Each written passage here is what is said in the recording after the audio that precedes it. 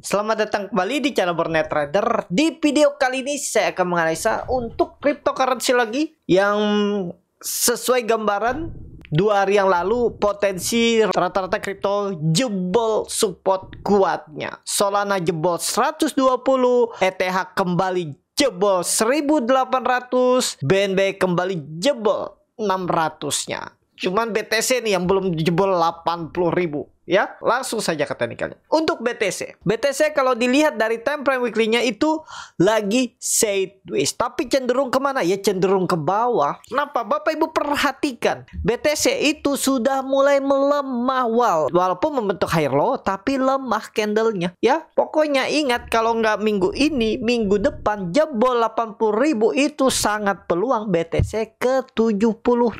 Time frame 4 jam, Bapak Ibu perhatikan itu kelihatan mulai melemah. Kenapa? Ini konfirmasinya. Tapi disclaimer ya, namanya analisa juga bisa aja meleset, tapi kemungkinan besar nih, peluang besar konfirmasi. Candle merah dalam ini adalah candle untuk potensi memberikan sinyal turun. Kalaupun naik nih, gambaran saya masih sama, naik dikit terus jebol lagi. Ya palingan kalaupun naik ini nggak lebih dari 85.000. Dan siap-siap nge-shot di naik 85.000 nih. 86 saya akan shot, jual di 89 lah. Nggak usah sampai atas. Pokoknya dia mematahkan kembali tren line down trennya ini, saya jual. Jadi itu aja untuk BTC ya. Kalau sekarang bisa nggak? Saya lebih maintenance dulu ya. Nunggu momentum lah. Karena kenapa? Karena kalau Bapak Ibu perhatikan, di time frame 4 jam ada pola morning star. Mana itu pola morning star? Ini 3 candle sebelum candle merah ini. Nah ini morning starnya sempurna. Peluang besar naik tuh iya, tapi kemungkinan naik terbatas. Nah maka itu saya lihat hari ini atau besok kalau ada tarikan sampai 85 tuh saya siap-siap posisi sell di 8586 atau 84 pun bisa ya. 84,5 itu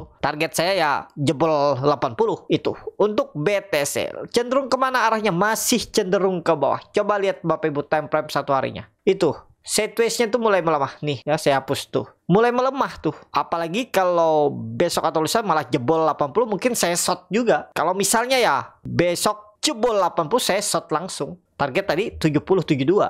Atau kalau dia rebound, saya short open posisi sell di 85-86. Harga sekarang kenapa nggak open sell aja? Kalau jebol 80 baru sell, ya takutnya sih naik dulu. Sayangkan, mending saya wait and see. Sabar, tunggu. Untuk BTC cenderung kemana? Ya cenderung masih ke bawah. Kenapa? Karena dia akan kemungkinan besar BTC itu akan menguji dulu atau retest 70.000-nya. Baru mungkin berangkat lagi. Kenapa? Karena Bapak Ibu perhatikan juga ini ada pola. Nah ini neckline-nya 80.000 jebol, udah nih potensi 70.000. Ya itu untuk BTC. Lanjut BNB. Nah BNB ini menarik. Saya itu kemarin short terus ya, open posisi sell. Kemarin saya open posisi sell di 610. Kenapa nggak di 620? Karena sudah kelihatan BNB ini susah menembus 620. Jadi 620 itu bisa menjadi resisten minor untuk area stop loss. Kemarin saya open posisi di 615 ya, karena saya pakainya 10 kali. Jadi dapat 5%, itu 50% ya bungkus dulu. Ya, walaupun target saya panjang, saya nggak mau mulu-mulu. Kenapa? Karena kali 10, 50% masih ideal untuk TP dulu. Kenapa? Karena beda dengan saham. Cryptocurrency ini volatilitasnya cukup ada setiap hari. Jadi kalau kita nggak TP, saya kemarin itu malah sempat balik lagi ke harga beli kan. Makanya saya tuh 30%, 50% tuh mungkin saya TP. Kalau melihat kondisi kurang oke, saya TP dulu ya. Walaupun target bisa ke 550, 500, tapi saya mampatin dulu yang pendek-pendeknya ini, dimampatin aja. Jadi sekarang saya belum ada posisi lagi. Nanti akan saya open posisi sell kalau dia balik ke atas 605, 610. Ini stop loss area saya itu di atas 620. Nggak pakai 630 ya. 620 aja udah lemah. Kenapa? Karena Bapak Ibu lihat ini sudah membentuk lower high. Ya lower high. Ini sudah sebenarnya konfirmasi. Tapi lihat ini. Time frame daily itu bisa naik baru turun. Naik baru turun. Itu dimampatin. Jangan sampai kita kehilangan profit ya. Walaupun memang ada potensi terus turun. Tapi ya dimampatin tektokan sideways-nya ini. Itu. Coba lihat time frame 4 jam. Ya. 4 jamnya ini ada peluang dia naik lagi ke 600, tapi ya nggak lebih dari, harusnya nggak lebih dari 610. Jadi saya akan open posisi sell di 605, 604 sampai 6010. Target saya ya tadi masih sama, karena leverage menggunakan 10 kali, jadi 30 sampai 50% tuh saya sudah mulai pasang auto stop loss profit. Ya, segitu aja saya tektokin, kecuali tiba-tiba deres flow-nya turun, ya mungkin saya follow gitu. Dan biasanya saya kalau sudah open posisi seperti itu, sudah plot misalnya 30%, ya saya sisakan 15 sampai 20%. Saya pasang auto stop loss profit, bukan auto stop loss saya di atas 620 lagi, tapi auto stop loss profit ya di harga saya profit 15% atau 20%. Jadi kalau dia kesentuh itu ya udah saya TP dulu. Ibaratnya naikin atau pasang trailing ya. Tapi dalam keadaan nge-short atau sell BNB atau kriptonya. Itu ya, mudah-mudahan Bapak Ibu paham. Kalau beribet ngomongnya bisa tulis di kolom komentar, biar saya lebih jelaskan nanti di kolom komentar, atau kedepannya saya lebih simpel lagi menganalisa biar Bapak Ibu juga lebih paham bagi yang baru mulai mencoba trading kripto. Ya, karena seminggu ini saya lebih cenderung nge-short kripto ya. Ada momen saya short walaupun nggak tiap hari, tapi ya lumayan menghibur pas keadaan market saham lagi libur kan. Itu bagaimana kita itu namanya trader ya, harus mencari momentum, mencari yang ya bisa profit. Itu jadi BNB kemana arahnya? Masih cenderung ke bawah. Menurut saya paling ya, nih palingan satu kali lagi dia swing atas, mungkin lewat 600, 605 atau maksimal 610, baru confirm langsung 550 arahnya. Kita lihat kenapa? Karena Bapak Ibu, saya lihat analisanya nih, dia terus membentuk lower high, lower low. Ya, di tempo 4 jam nih udah 2 nih, 3 bahkan. Nah, itu tuh memberikan sinyal. Jadi tarikan sekali lagi ke atas, habis itu siap-siap di bawah 600 BNB. Itu lanjut ETH. Nih ETH juga sudah di bawah 1800, sudah tanda-tanda lemah. Ini tempo 4 jamnya aja udah sinyal kurang oke ya. Jadi kalau pandangan saya untuk ETH ini palingan sekali lagi swing atas, itu pun gak tinggi, paling 1850. Ini bisa jadi konfirmasi. Kalau dia swing atas sekali lagi, itu kesempatan Bapak Ibu posisi sell. Kalau yang berminat ya trading future ya, berharap sahamnya turun untuk profit, bukan yang berharap sahamnya turun untuk rugi ya, atau berharap sahamnya naik untuk untung ya. Saat ini belum. Menurut saya kalau Bapak Ibu mencari profit dengan open posisi buy, sekarang tuh lebih cenderung open posisi sell ya. Bahkan dari Februari, dari Maret itu sudah saya infokan cryptocurrency lebih cenderung open posisi sell ya. Setiap dekat-dekat resisten kuat sell. Jadi ETH kemungkinan besar sekali lagi kalau dia 2 hari ke depan jebol 1770 atau 1750, dah saya akan sell di bawah. Pokoknya kalau dia jebol 1760, 1750, saya sell ke bawah dengan target penurunan tuh 1650 terdekat. 1650 sekitar 5% ya. Ya udahlah, kali 10, kalau leverage-nya 10 kali kan lumayan 50%. Target selanjutnya 1500. Ya, kalau dia jebol 1750, saya short ke bawah dengan target 1650. Jadi kemana ETH? Lebih cenderung ke bawah. Menurut saya cenderung ke bawah. Kenapa? Ini kalau di time frame daily itu sudah memberikan sinyal turun. Mana itu? Ini candle 1 nih. Candle merah ini nih memberikan sinyal turun. Jadi kalau dia jebol 1750 selesai. Tapi kalau dia naik dulu 1-2 hari ke depan, siap-siap open posisi sell dari 1850. Menurut saya itu ya. Cut loss di mana ya? Cut lossnya di bawah atas 1900 bisa. Untuk ETH lebih cenderung ke bawah ya. Ya saya sambil menunggu momentum, karena di cryptocurrency ini saya kurang paham dengan Bitwaffer-nya juga. Jadi saya ikutin technical aja. Jadi kalau ditanya berdasarkan apa entry posisi, berdasarkan technical. Tidak melihat juga news atau makros atau info-info cryptocurrency, saya kurang update. Tapi saya hanya melihat chart. Tapi ya itu bisa tetap menghasilkan ya. Itu. Jadi itu aja untuk ETH. lebih cenderung ke bawah. Lanjut, XRP siap-siap menurut saya ya. Ini memang time frame 4 jam itu ada candle bullish engulfing, tapi kalau dia jebol lagi 2000, sekali lagi selesai ke bawah. Target 1700 ya, atau minim 1800. 2000 jebol, minim 1800 sampai 1750.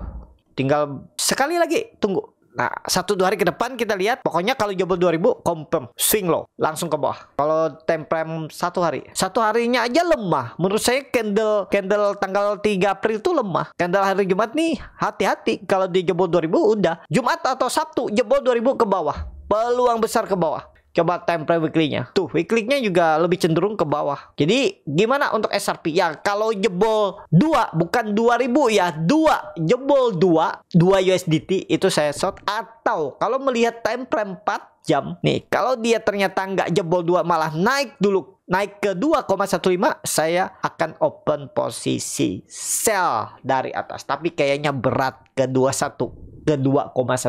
Tapi ya kalau dia ke sana dulu 1-2 hari ke depan saya sell dari atas. Kenapa nggak nge-buy? Bisa jadi itu momentum dia uptrend. Kalau dilihat kan ini bisa jadi swing low karena sebelumnya lebih rendah dan dia membentuk pola cup and handle time frame 4 jam. Ya bisa seperti itu juga. Tapi saya lebih cenderung saat ini ya nge-sell short. Tapi kalau Bapak Ibu minat, kalau pola yang ini yang Bapak Ibu lihat, ya buy saat ini. Bapak Ibu buy, jangan buy on breakout. Cut loss kalau dia jebol 2. Itu kalau mau nge-buy XRP. Ya kalau pola yang Bapak Ibu analisa tadi cup and handle, seperti apa pola di time frame 4 jam ini? Ini bisa jadi swing low. Sebelumnya di sini lebih rendah di 1,86. Sekarang swing low-nya di 1,97. Ya udah, kalau berharapnya nih rebound naik karena instingnya dia naik, ya sekarang entry-nya. Jangan buy on breakout sekarang kalau mau. Atau ya terakhir maksimal beli ya buy on breakout 2,18, 2,2 itu di pembelian pertama, pembelian kedua. Udah targetnya ini 3, 2,5 atau 2,6. Itu yang kalau untuk nge-buy di spot market ataupun nge-buy di future market. Ya, bisa nggak nge-buy di future market? Bisa, pakai lever 10 kali bisa ya, kembali ke masing-masing. Tapi kalau saya masih cenderung nge-short atau open posisi sell, berharap dia turun ke sekitaran 1,8, 1,7 XRP. Lanjut, Sol USDT. Kemana arah Sol USDT setelah dia jebol 120? Ya ke bawah. Target saya dia itu ke 110 dan iya 110 dan terendahnya itu 196. Cenderung ke bawah nggak? Kalau dilihat time frame 4 jam, iya cenderung ke bawah. Apalagi kalau 2 hari ke depan dia bergerak di bawah 113. Sangat mungkin 196. Pokoknya konfirmasinya minggu ini, kalau dia di bawah 113 pergerakannya udah siap-siap 196 arah Sol USDT. Coba lihat time frame 1 hari. 1 harinya sudah mulai melemah. Nah ini nih. Tapi kalau misalnya dia naik lagi, saya akan open posisi sell di 120, 121. Misalnya ada tarikan 5-6%, 5-6% atau 7%, saya siap-siap open posisi. Bisa jadi ini double bottom kan? Bisa, ya tergantung masing-masing lah. Kalau Bapak Ibu berharap ini jadi double bottom, saatnya sekarang beli. Jebol 113 ya 112, 110 buang bisa ya. Kalau berharap ini naik Sol USDT dan ini bottom keduanya dan dia double bottom ya boleh, nggak salah ya, karena setiap orang tuh pasti beda-beda pandangannya. Padahal sama kan lihat chatnya, tapi bisa beda pandangan ya. Saya masih sama, saya cenderung masih open posisi sell nanti ya. Entah dia jebol 115, kalau sudah bergerak di 113 saya open posisi sell. Atau kalau dia 1-2 hari ke depan sampai atau maksimal, atau dia 1-3 hari ke depan dia naik ke 120, 121, saya open posisi sell dari atas. Itu ya. Kalau yang mau nge-buy, sekarang saatnya nge-buy. Kenapa? Karena di bottom ya. Tapi belum tentu bottom bisa jadi jebol untuk Sol. Lanjut, ada USDT. Ada USDT candle di daily-nya. Ada hammer, ekor panjang dan tetap di atas 0,65. Nah ini ya, kemarin saya bilang kalau jebol 0,5 saya sell. kayak cuman turun 3%, habis itu naik lagi ya. Kalau saya nggak jual kemarin tuh, sekarang malah floating loss. Kemarin tuh ya 20% kali 10, karena saya itu kali 10 ya leverage-nya. Jadi kalau awalnya sudah 3%, 30%, karena kali 10 kan 30%. Nah itu saya pasang terus auto stop loss profit di 20%, kena, dan saya akan open posisi lagi nanti kalau dijebol lagi 0,65 untuk ada ya. Cenderung kemana? Masih, kalau pandangan saya masih cenderung ke bawah. Time frame 4 jam. Nah ini time frame 4 jam nih, candle merah ini sudah memberikan sinyal yang kurang baik, potensi lebih cenderung turun. Jadi kalau seperti ini, kalau melihat time frame 4 jam masih sama, saya akan nge-short atau open posisi sell kalau dijebol 65 ya. Atau kalau misalnya 2 hari 3 hari ke depan dia naik ke 0,7, saya open posisi sell dari atas. Kalau Bapak Ibu berharap rebound dapat profit dengan membeli buy, ya sekarang saatnya. Kenapa? Karena beda pandangan lagi. Kalau Bapak Ibu pandangannya ini untuk berharap naik, ini bisa jadi double bottom. Ya saatnya sekarang beli. Beda dengan open posisi sell. Kalau open posisi sell tuh ya dari atas dia, dari resisten. Nah ini lumayan kan 9%. Kalau berminat ya cut lossnya sekitaran 4%. Udah reward 1/2. Kalau berminat, boleh nggak ada nih? Ya silahkan, bisa juga seperti itu ya. Kembali ke masing-masing keyakinan atau feelingnya kemana arahnya untuk ada USDT itu. Lanjut kita ke Doge ya, Doge. Ini potensi kalau jebol 0,16 ke bawah. Ingat, jebol 0,16 ke bawah ya, atau 0,158 ya, toleransinya jebol itu udah ke bawah. Ini kalau Bapak Ibu perhatikan ada pola head and shoulder. Ini konfirmasi nih, kalau jebol sekali lagi 0,158 aja kita pakai. Jebol 0,158 ke bawah. Target kemana? Target minimal 0,14. Nih, kita hitung risk reward dulu untuk open posisi sell. Misalnya jebol 0,158, berarti di sekitaran 0,157. Nah ini lumayan 9% dengan cut loss. Cut loss nggak usah dalam-dalam. Time frame 4 jam mana yang sering disentuh? 0,165. Nah ini bisa jadi area stop loss. Turunin aja di, ya lumayan lah. Cut lossnya 60% ya. Kalau kali 10, siap nggak Bapak Ibu seperti ini? Kalau siap ya kalau jebol naik ke atas 0,15. Nggak usah dalam-dalam deh. Kedalaman 0,617 nih. Ya 0,16 ya, sekitar 5-6% lah. Tapi open posisinya pas dia jebol 0,158. Atau kalau misalnya 2 hari ke depan dia naik ke atas 0,165, saya nge-short dari atas. Cut loss-nya ya masih sama, sekitar 3% aja saya cut loss. Ya itu bedanya. Kalau tertarik untuk Doge, menarik Doge. Lanjut kita ke Shiba. Ini time frame daily aja kita pakai dulu ya. Saya tuh kalau trading crypto cuman 2 time frame, daily dengan 4 jam. Tapi kembali ke masing-masing lah. Kalau mau pakai time frame 1 menit, 3 menit, sejam, atau mingguan, atau 3 jam, 2 jam, itu terserah. Kembali ke masing-masing. Karena ya Bapak Ibu akan paham kalau sering mengalami. Belum tentu juga time frame yang saya pakai ini cocok dengan Bapak Ibu. Ya mungkin Bapak Ibu melihat lebih bagus itu time frame 1 jam, atau 2 jam, atau 30 menit. Itu bisa. Nah, kembali lagi kita Shiba USDT. Ini kalau sekali lagi 2 hari ke depan dia jebol 0,00119 atau 0,00012, udah pasti ke bawah. Target saya turun sampai 0,001 arahnya ya. Coba time frame 4 jam. Tinggal jebol tadi 0,0012 atau 0,0001,19 ke bawah. Target terdekat 0,0015 aja dulu. Ya 5%-an lah. Coba hitung posisi. Kalau jebol 0,119 berarti 0,118. Nah, di sini 4% aja ya. Kalau ke 0,015 coba ke bawah 0,01 ya 8%. Ya ideal lah. Ideal. Bisa 4% sampai 8%. Cut loss-nya di mana? Nggak usah dalam-dalam cut loss-nya. Time frame 4 jam ini kan terlihat dia itu susah menembus 0,001250. Ya itu di atasnya aja cut loss-nya.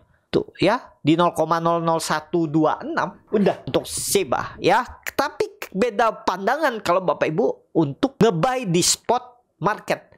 Wah, ini kan ada potensi double bottom. Oke, boleh, nggak salah. Cut loss kalau eligible 0,0019 itu.